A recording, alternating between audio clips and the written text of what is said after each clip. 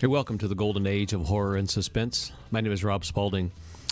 In the coming weeks and months, we've got some really cool stuff planned. We're going to be playing some classic, old-time horror and suspense. In addition to that, we're going to be having some interactions with people who have had interactions with the paranormal, the unexplainable, the...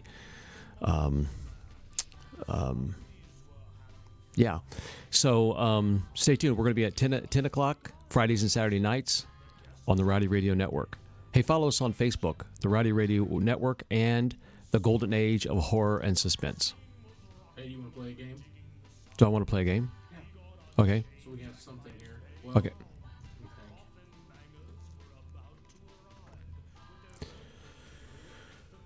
Have you guys ever had like an encounter with like a doppelganger, not like your own, but when...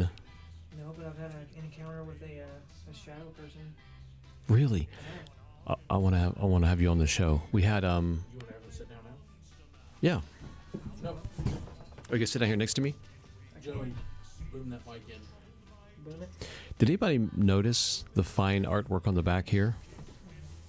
It's a crying clown. Can we, I don't think you can see me, can you? I don't think it'll This reach. is pretty far away. I don't know if I'll be able Is to- it still on? Are we still recording? Yeah. Okay. It's pretty far. So we're going to pull some really cool things from the from suspense, from the Weird Circle, from the Whistler, from all sorts of great horror genre and suspense genre. In addition to that, we've got some cool stories. So Joey has just said to me he's got a story about a shadow person. So one of the things we want to add to this show is frequently, as many episodes as we can, we want to be able to share these stories of this kind of thing. So, Joey, in your case, you had would you say this is the paranormal? Yeah, I would say it's Unexplainable? probably paranormal. Yep. So, well, tell us about it. You had an encounter with a shadow person. Yeah. Talking to So your mic. can you see me? Yeah. Yeah, you're Okay. good. So we used to call him the tall man. The reason being was because he was super tall. This entity was probably about 7-8 feet tall. We encountered him over at my friend Jesse Stafford's house. It was an older house in Frankton, Indiana.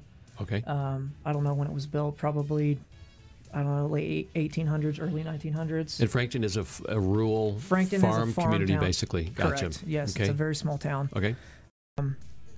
But so I would stay over there because we were friends in high school. So I would stay at his house frequently, and I would just certain nights, probably early in the morning, 2 o'clock in the morning, we would go downstairs. His bedroom was upstairs. We'd go downstairs, and immediately to the right of a staircase was the library room, which we deemed his bedroom because that's where he would show up out of.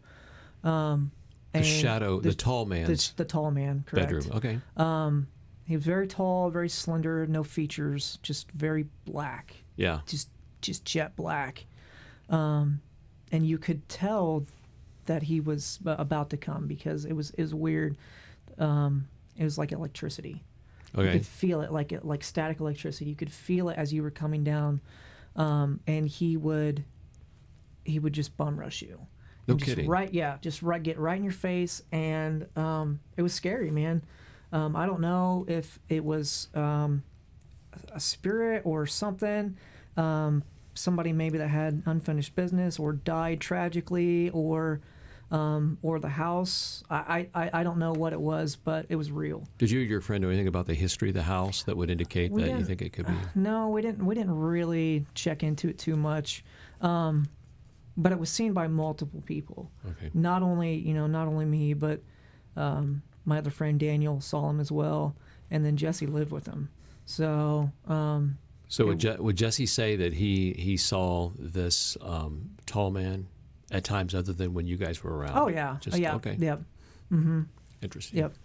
I mean, I've had a couple encounters too. Actually, personally, my house that I lived in, in Frankton as well. The people that lived there before us had a baby, an infant that died. And when we moved in there, my room was the infant's bedroom. And Oh, really? Yeah, and I would say probably the first couple months, when I would go to sleep, I would hear a child crying. No kidding. Yeah, it was All right. it was super, super weird and crazy. I don't know. Eventually, I just started talking to it, and it just went away.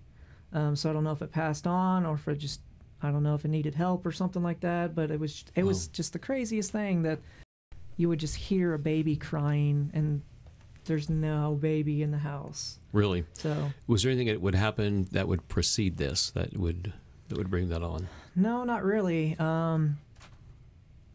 Interesting. Just randomly. Could be any Yeah, time. could just be any time. But normally at night. Normally at night. Yep. Sometimes during the day, but yeah, usually when I was about ready to go to sleep, or wake up, it would wake me up sometimes. No Just kidding. hearing this child crying. I was young. I was probably about 14 years old.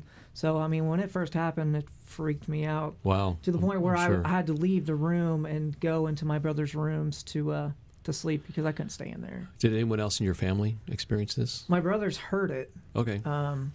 but not to the point of what I did. They would just barely hear something going on and be like, "What is Yeah. that?" Wow, that's Yeah. fascinating. Back to the tall man. Did anything precede that?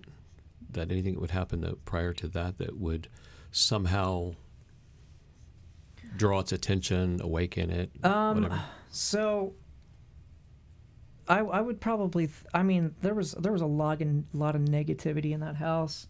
It wasn't the greatest household back. I wasn't the greatest person back then. I did a lot of bad things. Okay. So there was a lot of anger, negativity, and other things that I think fed into it as well. And I just think it was a nesting point for this entity to feed on all this negativity. That made it ripe for that Correct. energy Yep, to do the that. energy, right? Awesome. That's fascinating. Really is interesting. Yeah. I hear stuff all the time, and you always kind of do that thing where you start to wonder if somebody's making it up, and then you think, oh no, there's the right amount of detail that Right, kind of right. indicates that Yeah. that's true. Well, that's the kind of thing, man. Those are the kind of stories we want to do for this show. We've already got several people lined up who've reached out to me online, and I would encourage anybody that's interested, go to goldenageofhorror@gmail.com and either send me your story or contact information, and we'll have you on the air. Awesome. Thank you. Thanks for being here. You're welcome. Thank you. Can I say one thing? Yeah. It's kind of unrelated to what you're talking about, but I just wanted everyone to know, especially our number one fan, guest producer Tanner McDaniel. He's Ooh. in Nashville, Tennessee. Gross. Look at Joey's tie, and how much do you want to punch him in the face?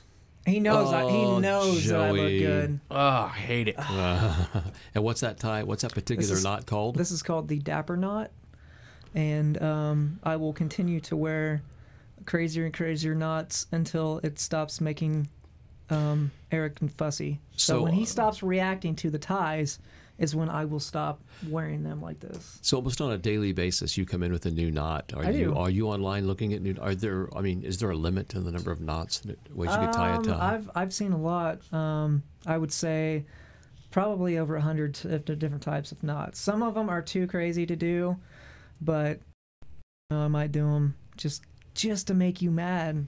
Yeah. So, yeah. I could see that. Mhm. Yeah. I'm kind of frozen in place at this moment because everything going through my head is awful. Oh yeah, yeah. All right. We can go ahead and wrap this up. All right. So, Hey, check us out. Check us out. The Golden Age of Horror and Suspense. They have their own Facebook and The Golden Age of Horror and Suspense on Facebook. then the Rowdy Radio. The Rowdy Radio Network on Facebook. If you guys if anyone sees this, someone send hate mail about Joey's tie, therowdyradio@gmail, and then the subject line put, "I want to punch Joe in the face." Yeah, just direct that hate mail right towards I me. will forward it to him. As horrible as you can possibly think. That's exactly right. I want to hear it Awesome. because I don't get any other interaction, like social interaction, outside. So. Well, about that, you left your phone unlocked over here, so Yep. I may have sent one text. Ooh. So you're going to get some Is interaction. it's a mystery. It is a mystery. I like it. Yes. Okay. Yeah. All right. We're going to sign it off. Thank you. All right. Thank you, everybody. That's Rob's thing. Thank you, everybody.